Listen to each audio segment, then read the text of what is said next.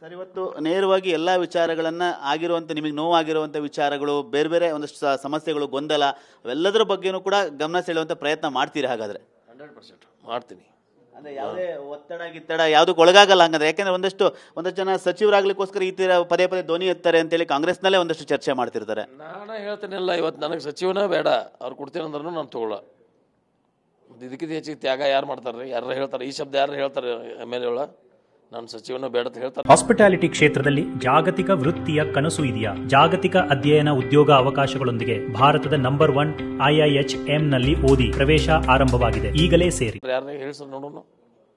ನಾ ಆಸೆ ಅಥವಾ ನನಗೆ ಒತ್ತಡ ಆಗಿತ್ತಳಿಗೆ ಯಾವುದಕ್ಕೂ ಹೆದರುವುದಿಲ್ಲ. ನನಗಿದ ಅವಶ್ಯಕತೆಯೂ ಇಲ್ಲ. ಏನು ನಮ್ಮ ಅಜ್ಜ ಮುತ್ತಜ್ಜ ಎಲ್ಲ MLA ಇಲ್ಲಾಗ್ಯಾರ, ನಾನು ಒಬ್ಬನೇ ಆಗಿದ್ದೀನಿ ಮನೆ ತಂದೊಳಗೆ. ಅದಕ್ಕೆ ನಾವೇನು MLA ಬೇಕಾದ ಬೇಡ ಅಂದರೆ ಇವತ್ತೇ ಬಿಟ್ಟು ಹೋಗ್ತೀನಿ. ನಿಮ್ಮ ಧ್ವನಿ ನಿರಂತರವಾಗಿ ಜನರ ಪರವಾಗಿ ಇದ್ದೇ ಇರುತ್ತೆ ಹಂಗಾರೆ? ಏನೇ ಇದ್ರೂ ಕೂಡ ಅಧಿಕಾರ ಅಲ್ಲ, ಧ್ವನಿ ಇರುತ್ತೆ. ಹೌದ್ರಿ, ಇದು ನಮ್ಮ ಮನೆ ಆಸ್ತಿ ಅಲ್ಲ, ನಾನು ಇರೋದು ಜನರ ಆಸ್ತಿ. ನಾವೀಗ ನಮ್ಮ ಇಂಡಿಪೆಂಡೆಂಟ್ ಅಲ್ಲ, ನಾವು ನಮ್ಮ ಮನಸ್ಸಿಗೆ ಬಂದಾಗ ನಾವು ಮಾಡ್ಲಿಕ್ಕೆ ನಾವು ಸ್ವತಂತ್ರ ಅಲ್ಲ. ಈಗ ನಾವು ಜನರ ಪ್ರತಿನಿಧಿ, ಜನರ ಒಂದು ವ್ಯವಸ್ಥೆ ಒಳಗೆ ಜನರು ನಮ್ಮನ್ನು ಪ್ರತಿನಿಧಿಯಾಗಿ ಕಳಿಸಿದಾರೆ. ಅವ್ರಿಗೆ ಕೆಲಸ ಮಾಡ್ಬೇಕು. ನಾವು ನಮ್ಮ ಎಲ್ಲ ಅವ್ರ ಸಲುವಾಗಿ ತ್ಯಾಗ ಮಾಡ್ಬೇಕು. ನಾವು ನಿಮ್ಮ ಅಸಮಾಧಾನ, ನೋವು ಅವೆಲ್ಲವಕ್ಕೂ ಕೂಡ ಇವತ್ತು ಒಂದು ತಾರ್ಕಿಕ ಅಂತ್ಯ ಸಿಗುತ್ತೆ ಅನ್ನೋ ಒಂದು ವಿಶ್ವಾಸ ಇದೆಯಾ? ಇಲ್ಲ ಅಂದ್ರೆ ನಿಮ್ಮ ಮುಂದಿನ ನಡೆ? ವಿಶ್ವಾಸ ಇದೆ, ಹೇಳಿ ನೋಡೋಣ. ಮತ್ತು ಆ ಸಮಯ ಸಂದರ್ಭ ಹೆಂಗೆ ಬರ್ತೈತೆ ನೋಡೋಣ. ಇದಿಷ್ಟು ಕಾಂಗ್ರೆಸ್ನ ಹಿರಿಯ ಶಾಸಕರಂತ ರಾಜು ಕಾಗೆಯವರ ಮಾತು. ನಾವು ಯಾವುದೇ ರೀತಿಯಾಗಿ ವೈಯಕ್ತಿಕ ವಿಚಾರಕ್ಕಾಗಿ ನನ್ನ ಅಸಮಾಧಾನವನ್ನು ಹೊರಹಾಕಿಲ್ಲ, ಮತ್ತೆ ಧ್ವನಿಯನ್ನು ಕೂಡ ಎತ್ತಿಲ್ಲ. ಕ್ಷೇತ್ರದ ಜನರ ಪರವಾಗಿ ನಾನು ಧ್ವನಿ ಎತ್ತಿರುವಂಥದ್ದು. ಒಂದಷ್ಟು ಸಚಿವರ ಕಾರ್ಯವೈಖರಿಗಳನ್ನು ಬದಲಾವಣೆ ಕೂಡ ಮಾಡ್ಕೋಬೇಕಾಗುತ್ತೆ. ಅವೆಲ್ಲ ವಿಚಾರವಾಗಿ ಸುದೀರ್ಘವಾಗಿ ಇವತ್ತು ನಾನು ಸುರ್ಜೇವಾಲಾ ಅವರ ಗಮನಕ್ಕೆ ತರ್ತೀನಿ. ಇದರಲ್ಲಿ ಯಾವುದೇ ರೀತಿಯಾಗಿ ನನ್ನ ವೈಯಕ್ತಿಕ ವಿಚಾರ, ವೈಯಕ್ತಿಕ ಕೆಲಸ ಇಲ್ಲ ಅನ್ನೋ ಮಾತನ್ನು ಕೂಡ ಸ್ಪಷ್ಟವಾಗಿ TV9 ಜೊತೆ ಹಂಚಿಕೊಂಡಿರುವಂಥದ್ದು. ಕ್ಯಾಮ್ರಾಮನ್ ಸಯ್ಯದ್ ಜೊತೆ ಸುನಿಲ್, TV9 ಬೆಂಗಳೂರು. ಸರ್, ಇವತ್ತು ನೇರವಾಗಿ ಎಲ್ಲ ವಿಚಾರಗಳನ್ನ ಆಗಿರುವಂಥ ನಿಮಗೆ ನೋವಾಗಿರುವಂಥ ವಿಚಾರಗಳು, ಬೇರೆ ಬೇರೆ ಒಂದಷ್ಟು ಸಮಸ್ಯೆಗಳು, ಗೊಂದಲ ಅವೆಲ್ಲದರ ಬಗ್ಗೆನೂ ಕೂಡ ಗಮನ ಸೆಳೆಯುವಂಥ ಪ್ರಯತ್ನ ಮಾಡ್ತೀರಿ ಹಾಗಾದ್ರೆ? 100% ಮಾಡ್ತೀನಿ.